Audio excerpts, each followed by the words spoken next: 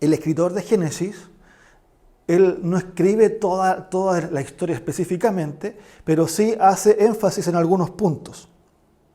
Y algunos de los puntos que estos se dan es que esto se da que José creció en el territorio de Canaán, que era la tierra prometida, donde él se pudo desarrollar, pudo crecer y pudo adaptarse. Entonces era su lugar familiar. No sé cuando ustedes recuerdan sus primeros lugares de donde nacieron y donde se crecieron. Ese es como un lugar muy especial para cada uno de nosotros. Y ese, Canaán, fue un lugar especial tanto para José, para su familia y para el resto de las cosas. Y esto después nos va a ayudar a entender también a futuro la vuelta a Canaán. Entonces, en este capítulo podemos ver que se presenta a un tal José, un joven de 17 años, un joven ya adulto, que para la edad, ¿cierto? Y sabemos que después con los judíos con el mitzvah, a los 12 o 13 años, ¿cierto? Ya se están tornando adultos, donde pueden tomar las decisiones. No era en el mismo caso anterior, pero era algo que ya eran adultos. Si nosotros vemos a una persona de 17 años, ya es un joven mucho más desarrollado. Y vemos a este joven José que trabajaba apacentando las ovejas. Ese era el trabajo que tenían. Pero después vemos que en el texto se va desarrollando que no solamente apacentaba las ovejas, no era solamente el trabajo de José, sino también observar lo que hacían sus hermanos. Pero no solamente observar lo bueno, sino observar lo malo que hacían los hermanos. Entonces el padre lo puso ahí a él para que fuera como el supervisor. Y no solamente era por eso, sino que José era el hijo predilecto de esta familia. Era el hijo especial. Y lo vemos en el texto también, que su padre le entrega un manto, dice la versión mía, un manto de colores. Para la época, usar un manto de colores era algo muy especial, era algo que no todos lo podían tener. Y probablemente ese trabajo, ese regalo, también era el fruto del trabajo de sus hermanos. Porque sus hermanos eran los que estaban haciendo el trabajo físico, se podría decir.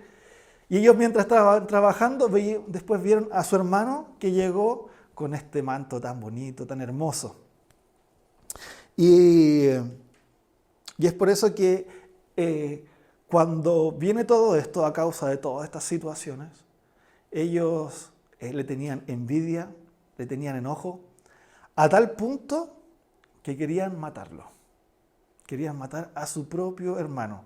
Esto nos recuerda el hecho de Abel y Caín, ¿cierto?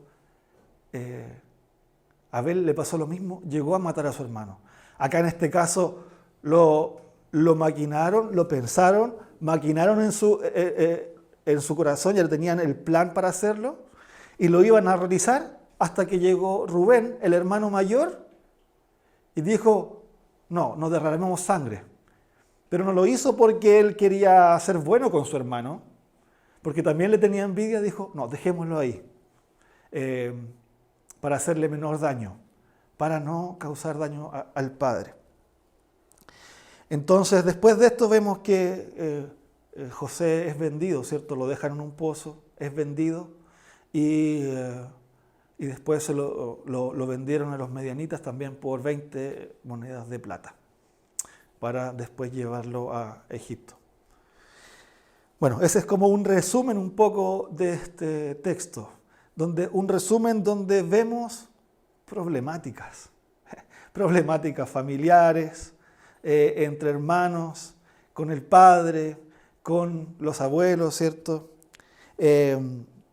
Y así que vamos a partir con este primer punto, con José y las problemáticas personales. Una de las cosas que nos aparece en el texto es que, en cierta forma, José era el predilecto, era el consentido del padre.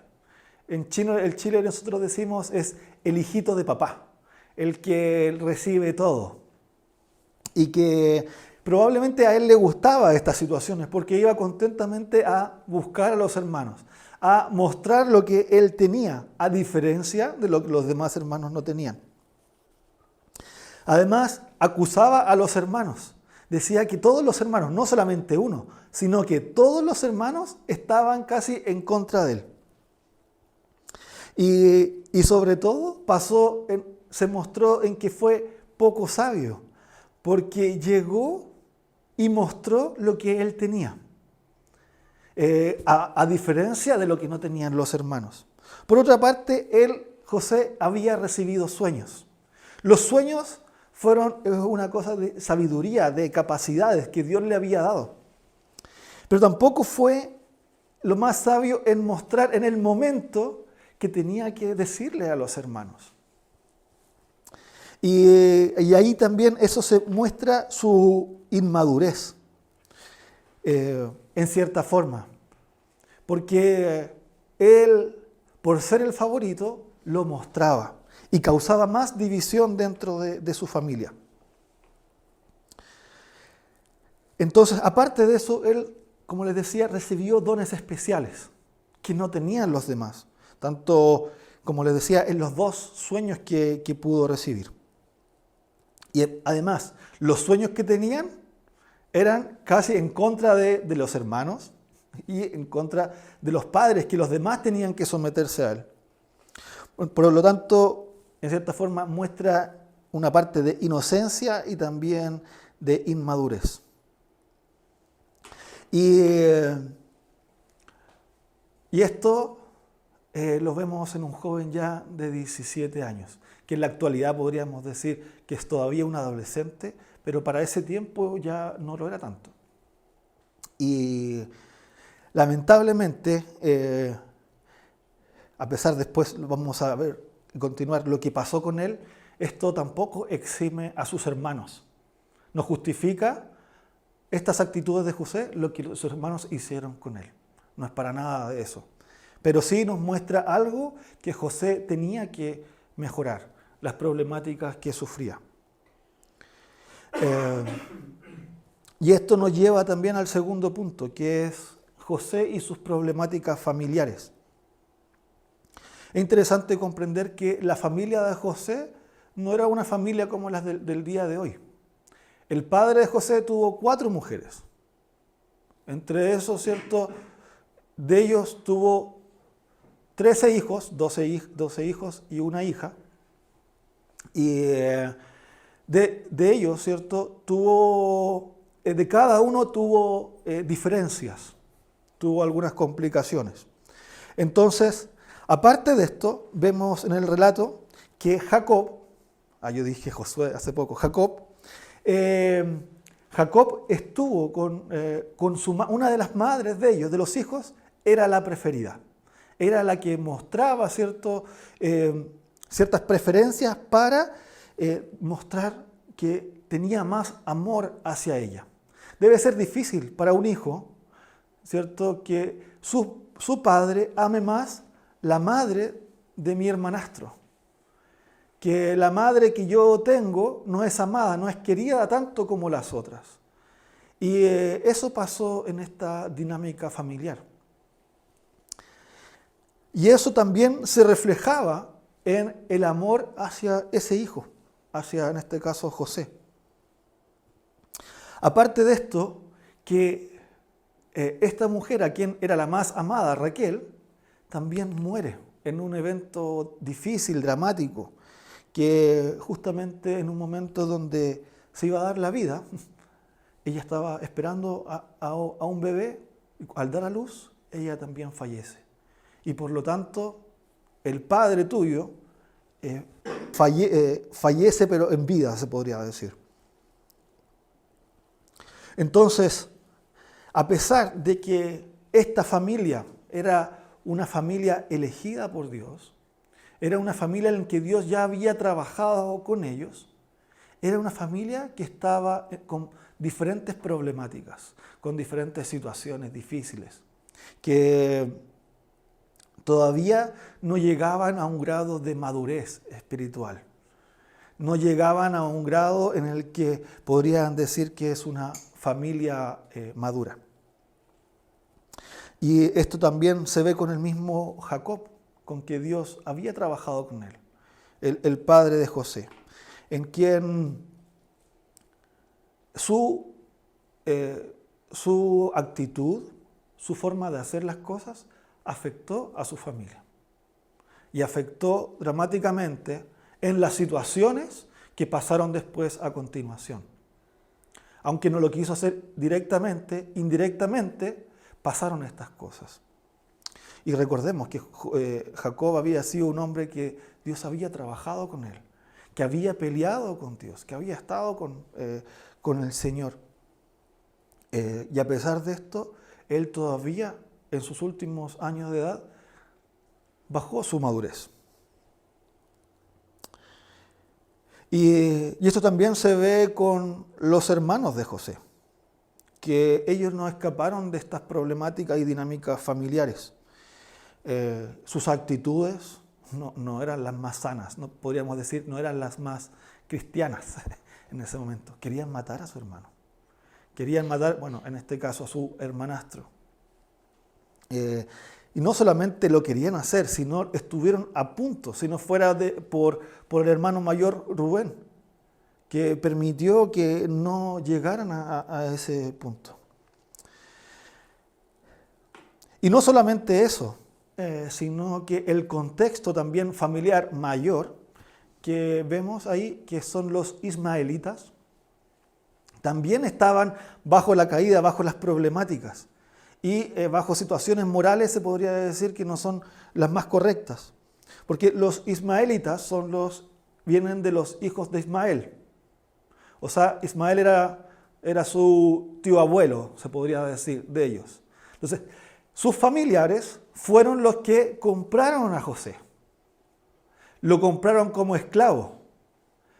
Y ellos probablemente los conocían, igual de todas formas se lo llevaron. Entonces, vemos por una parte, vemos a José con problemáticas personales, al mismo José. Vemos a la familia, tanto al padre, vemos a los hermanos, y no solamente su familia primaria, sino también la sociedad en general, que estaba bajo las diferentes problemáticas morales. Imagínense, llevar a otra persona, venderlo como esclavo a un familiar mismo, entregar a otro, ¿cierto?, a esas situaciones. Por lo tanto, ¿qué nos lleva a entender todo esto? Que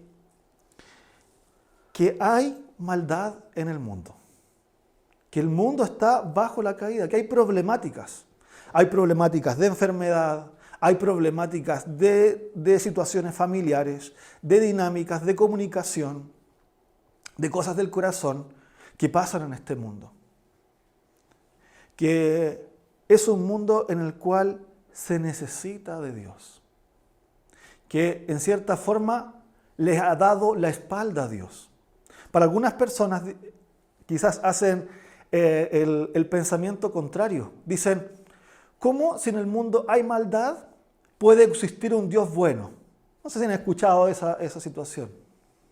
Pero acá podríamos darle vuelta a eso, sino que Dios está permitiendo para darle libertad al ser humano, en cierta forma, para que ellos actúen. Y el ser humano, bajo su libertad, ha decidido buscar el mal. Ha decidido alejarse de Dios. Ha decidido vender a su hermano. Ha decidido intentar matar a su hermano. Ha decidido como un padre tener favoritismo sobre uno en vez de otro. Entonces, si ustedes bien ponen a pensar, este mundo sí está bajo la caída, el pecado. ¿A qué me refiero con eso? Que no está siguiendo a Dios. No está siguiendo los preceptos de Dios. Y no solamente el mundo exterior, sino también, como vimos en el primer punto, yo, en este caso José, que era la figura principal, también nosotros estamos bajo esa caída. Nosotros no buscamos siempre al Señor. Nosotros somos los que nos hemos alejado de Él. Y es por eso que luego, Jesús habla sobre esto, cuando él menciona que es el único camino y la verdad y la vida. El único camino hacia Dios. Es Dios Jesucristo, es la única forma que podemos llegar a restaurar nuestras vidas, a poder acercarnos más a Él.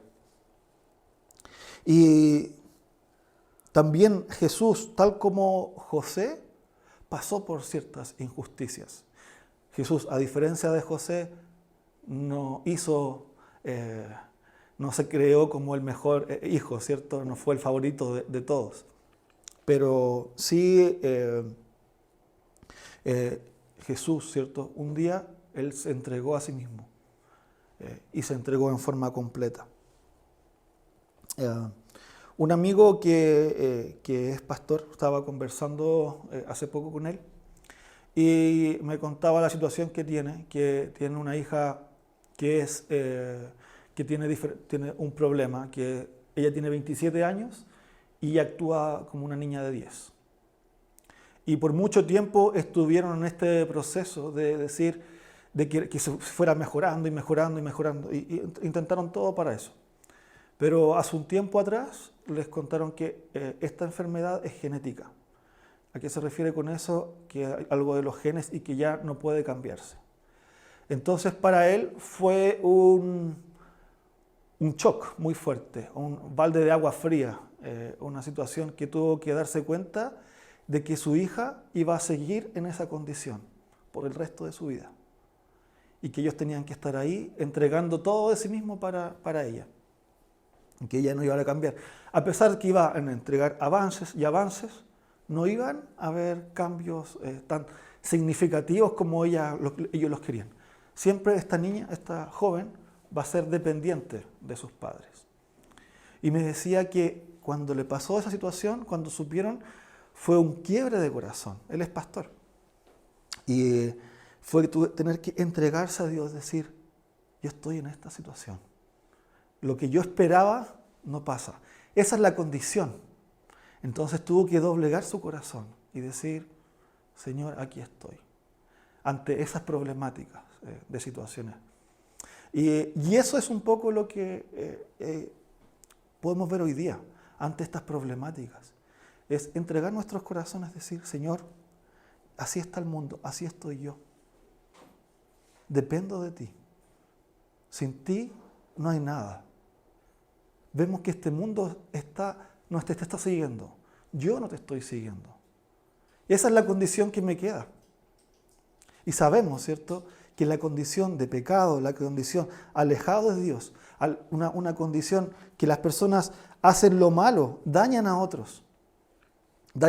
Se dañan a sí mismos, dañan a sus seres queridos, dañan a otros países, ¿cierto?, a personas de otros países. Hay guerras, hay robos. Ante esa situación, eso no va a cambiar. El Señor no nos dice que estas problemáticas que vemos ahora van a ser problemáticas que van a dejar de existir. Van a seguir existiendo las enfermedades. No sabemos si yo voy a poder mejorar. Hace poco también recibimos una noticia difícil en la familia y no sabemos si eso va a poder mejorarse. Hemos hablado, ¿cierto?, sobre las enfermedades, tantas enfermedades que vemos acá. No lo sabemos. Si una situación especial va a cambiar o no lo va a cambiar. Pero sí hay que darse cuenta que estamos en un mundo caído. Y eso a veces hace un cambio en nuestros corazones. Hace quebrar nuestros corazones porque nos hace depender de Él.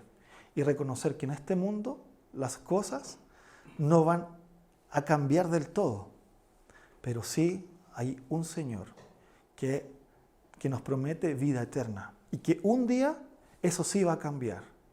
Y que si nosotros seguimos estando con Él, a pesar de esas dificultades, a pesar de esas problemáticas familiares, ¿cierto?, de que familiares de nosotros no reconocen al Señor, que es lo más importante que puede pasar para una persona, tener esa relación con el Señor, con Jesucristo, de que Él lo reconozca como Jesús y Señor de su vida, quizás eso no cambie tampoco.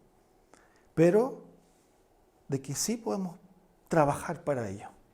Trabajar, porque el Señor trae esta vida eterna hacia ahora. Esas problemáticas que hay, es el Señor quien las va a ir trabajando, y eso después también es lo que vamos a ir viendo. Pero primero hay que darnos cuenta de que sí hay problemáticas en este mundo y que el único momento en el cual van a dejar de existir es cuando Jesucristo venga. Pero por mientras estamos en este mundo, y al reconocer estas problemáticas, estas dificultades, tenemos que acudir a Él, porque es el único medio que nos puede dar para entender este mundo y traer la vida eterna a esta tierra. Necesitamos de Él. Entonces, que al reconocer todas estas problemáticas, podamos acercarnos a Cristo, en vez de alejarnos de Él. Que todas las situaciones que estamos viviendo de dolores, de dificultades, de cosas tanto internas como externas, nos lleven a reconocer a Cristo y sometan nuestros corazones a Él. Así que vamos a orar y agradecer al Señor por este tiempo. Señor amado, Dios Todopoderoso, gracias por tu palabra, gracias porque, vimos en este texto que era extenso estas situaciones, estas problemáticas y estas cosas que vemos también hoy en día. Vemos enfermedades, situaciones injustas. Y esto mismo le pido, Señor, que nos haga acudir a usted, nos haga depender, nos haga dependientes de usted en cada momento, de que realmente le necesitamos, de que hay cosas que quizás no van a cambiar en este mundo. Pero sí lo que podemos hacer es estar con usted. Padre, necesitamos, Señor. Necesitamos tanto. Y realmente esperamos ese día que no van a haber más problemas, no va a haber más dolor, no va a haber más injusticia. Ayúdenos en este tiempo a aprender a acercarnos a usted ante todas estas problemáticas. En el nombre de Jesús oramos. Amén.